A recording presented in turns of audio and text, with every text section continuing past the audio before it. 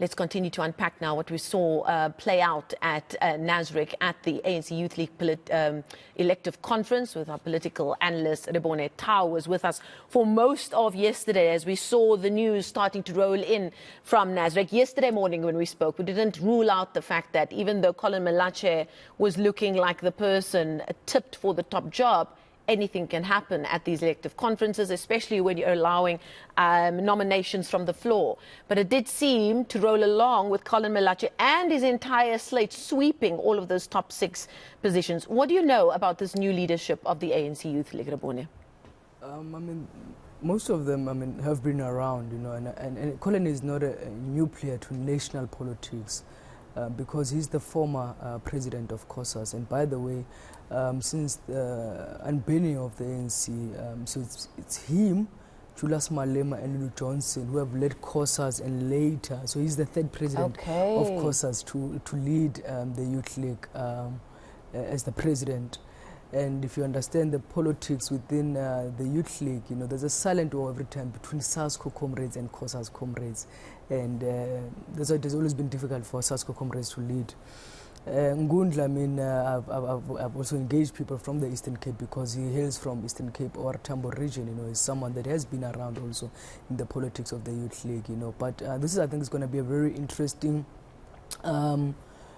leadership of the Youth League. They will have to prove themselves, and liberate themselves. And I like what Fasia was talking about yesterday when she was giving the political report, about the autonomy of the Youth League, and this leadership have got that to make sure that they claim the autonomy of the Youth League, because there's been too much interference by the ANC leadership when it comes to matters of the ANC Youth League.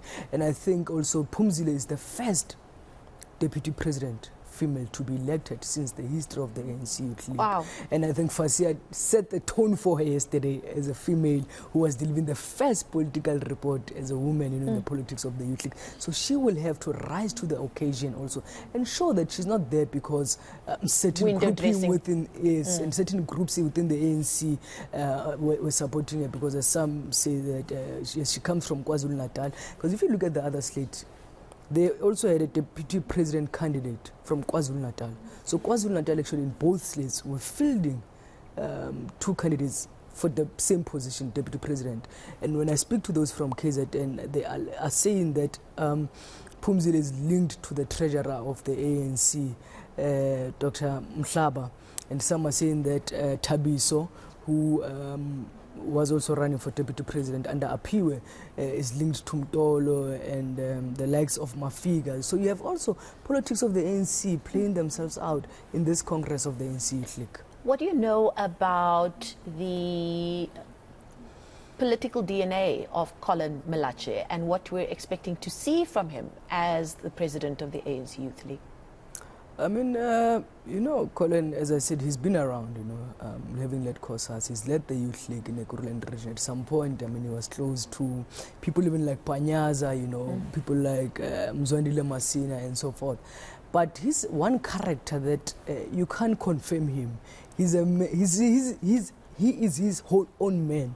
And when I was speaking to most leaders, this morning, just to hear also their thoughts, of this Congress, because there's been also within the ANC some who feel that things were not followed organizationally, to the latter with this Congress. There was a rush for the election, but they were saying that Colin might actually become something to those that were supporting him, that think that they have Colin's support going to 2027. Because the other thing, they have amended the constitution of the Youth League now in terms of the term of office.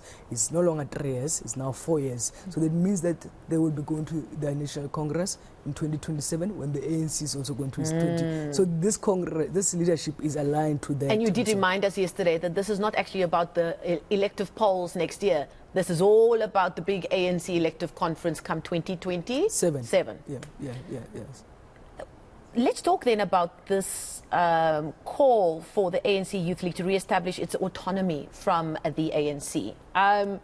going by the comments and the role played by Fikile Mbalula over the last few days, the comments he made from the podium yesterday, he said the big headline statement there was the new ANC Youth League leadership must ensure the league never faces another disbandment, was the comment from Mbalula. Very much, and you can tell me if I'm overstating it, iron fist role that was played by the Secretary General over the last few days.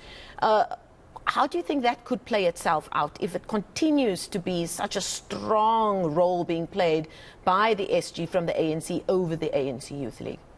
I mean, for an example, yesterday he had prepared a speech, but he didn't talk to the speech. He was reacting. He was attacking people, when he took podium.